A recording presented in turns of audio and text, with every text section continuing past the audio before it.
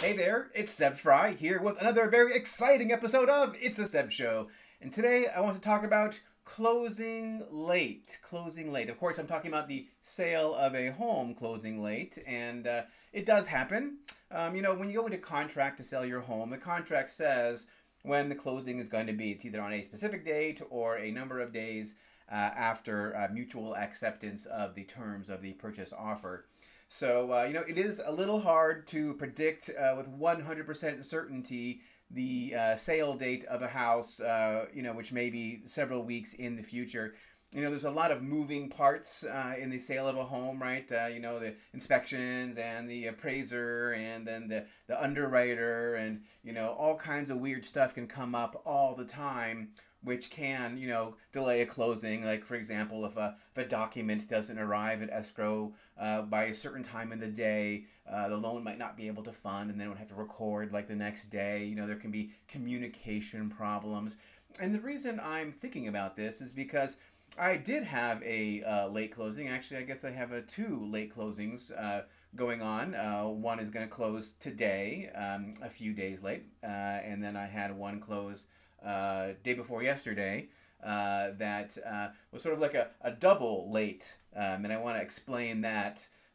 So I had a property and just closed escrow, like I said, a couple days ago, and it was supposed to have closed on Tuesday, and it ended up closing on Wednesday, and I was representing the seller. And I spent quite a bit of time trying to make sure that we closed right on time. I talked to the escrow, talked to several people at escrow, talked to the buyer's agent, of course, and the buyer's lender, and everybody assured me we were going to close right on time. And they were putting things off till the last minute, like they were putting off getting loan docs out, putting off getting loan docs signed. The buyer put off getting his earnest money deposit into escrow until literally the very last minute he possibly could have waited to get his closing funds in. And so we were waiting for closing funds, waiting for loan docs, signing loan docs, and funding the loan. All that was supposed to happen within about 4 hours on the day of closing. And that's a recipe for failure. So if you want to have an on-time closing, you really want to make sure that you're being proactive with everybody in the chain to make sure that you are going to be able to close on time, that they're getting everything done well in advance. And in this case, I was not able to get them to perform like they said they would. And they promised me. I have a chain of emails, like many, many emails saying, yes, don't worry, everything's going to be fine, it's going to close on time. And it didn't close on time. It was closing a day late. Now, one day, it may not be very much of a big deal, but what if it's 2, 3, 4, 5 days late, right? I mean, that can happen all the time. And what do you do as a seller? Like, if you're depending on the closing to happen in order to get on with the rest of your life, like maybe you have another house you want to buy, or some other, big thing that needs to happen with the money that you're waiting for to close, or something like that. What do you do? Do you have any redress as a seller? Well, the standard California purchase agreement does not give the seller any kind of redress, right? Like, so if you close late, what's the penalty for the buyer? There is no penalty for the buyer built into the contract.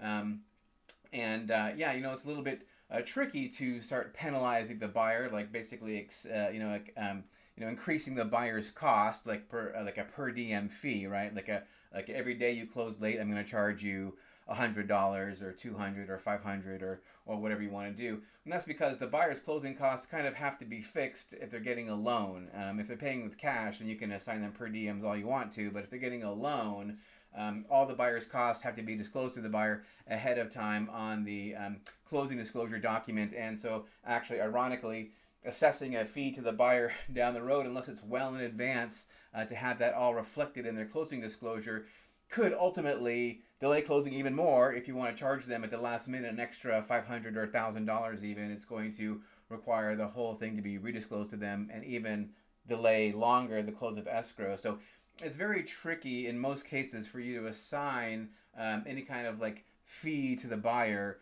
for a late close. So normally what happens, most of the time there's a late close. Well, most of the time it's not a very long late close. Might be a day, 2, 3, right?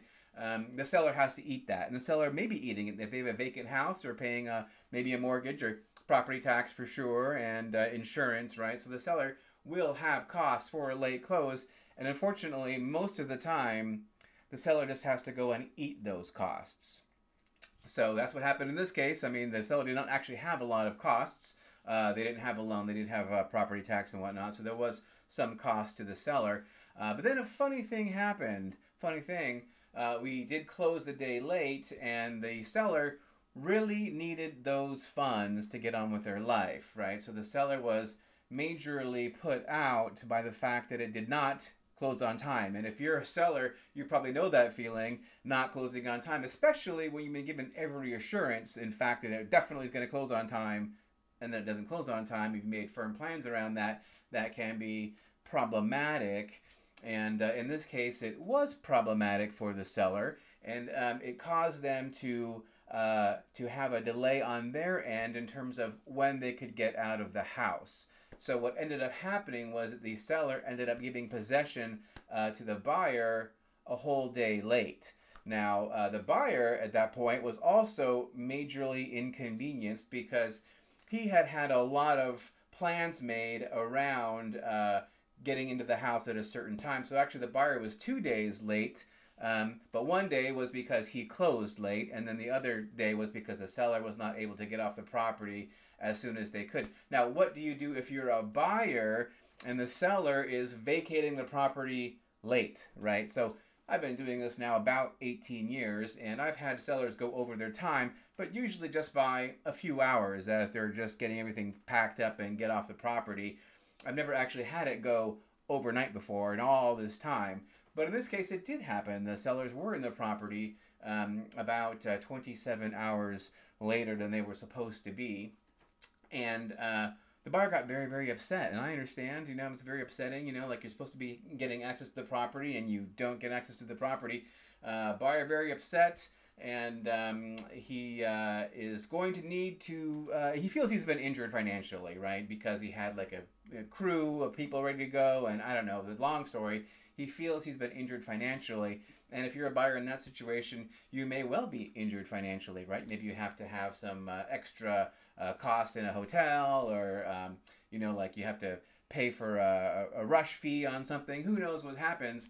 What do you do as a buyer if the seller is late getting off the property after closing? Well, as it turns out, really the only thing you can do is you can go and take them to small claims court. And you have to take the seller to small claims court and say, hey, you didn't perform like you were supposed to for the contract. I've been damaged. You need to pay me money. In this case, the buyer is actually asking my brokerage to pay money, but unfortunately the buyer is going to be very disillusioned to hear that it's actually not on us. If the seller doesn't get off the property, that's on the seller, not on the brokerage. Of course, me as the agent, what did I do? I had to go up to the property, spend about 12 hours just pushing the seller and helping them, like doing all kinds of things, get guys up there to help them pack and move and all this stuff.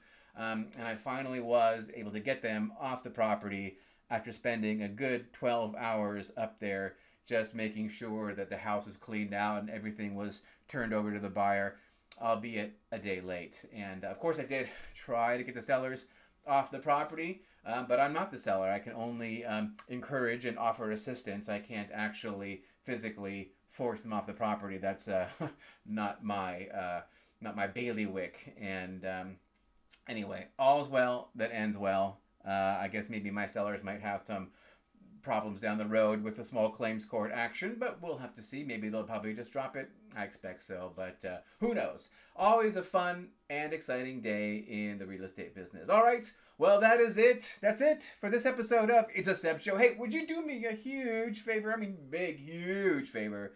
Would you give me a comment or a like, thumbs up, or maybe even, oh man, this would be awesome, a share. If you would share this with somebody you know who is concerned with closing on time, or what happens if the seller doesn't get out of their house when they're supposed to, I would really appreciate that. All right, well, thank you so much for watching, and don't worry, I will have another episode up again before too long.